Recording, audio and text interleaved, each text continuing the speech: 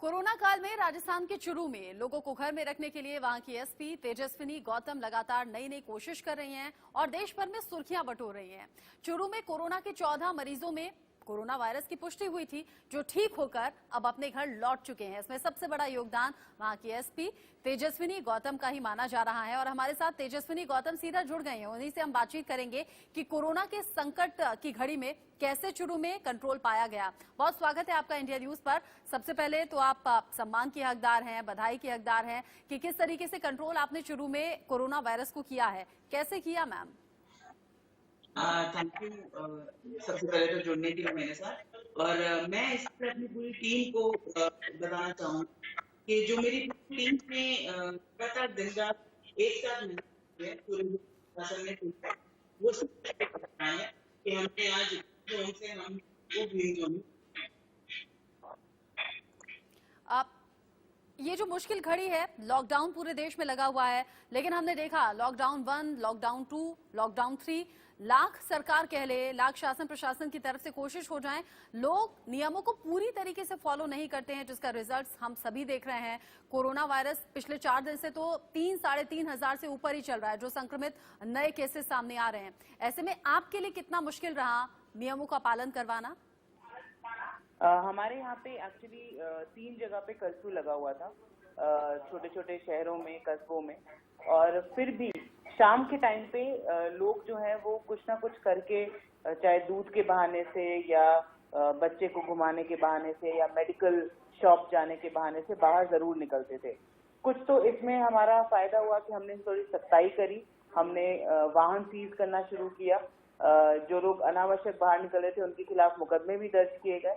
लेकिन एक बैलेंस करने के लिए कि ताकि ज्यादा से ज्यादा लोगों को हम अंदर रख पाए, क्योंकि लोग क्या है कि पुलिस की गाड़ी देखकर तो अंदर चले जाते थे बट फिर पुनः वापस बाहर आ जाते थे। तो उनको रोकने के लिए हमने अपने ऑफिशियल फेसबुक पेज पर चूरू पुलिस के हमने लाइव सेशन स्टार्ट किए एक्सपर्ट से, जिसमें हमने विभिन्न फील्ड के एक्सपर्ट्स को बुलाया ताकि वो 1-to-1 उनसे बात करें। लोग अपने लाइव सवाल पूछते थे और जो एक्सपर्ट हैं वो उनका आंसर देते थे, चाहे वो थिएटर से हों, चाहे सिंगर्स हों बॉलीवुड के, चाहे बॉलीवुड एक्टर्स हों, चाहे डॉक्टर्स हों, चाहे हमारे ही आईपीएस फ्रेटर्निटी की, आईएएस फ्रेटर्निटी के जो बहुत ही मोटिवेटिंग स्पीकर्स हैं वो हों, चाहे मैनेजमेंट स्पीकर्स हों, चाहे यूपीएससी एस्पिरेंट्स को बताने के लिए कि कैसे एग्जाम क्लियर करना चाहिए वो ट्रेनर्स हों।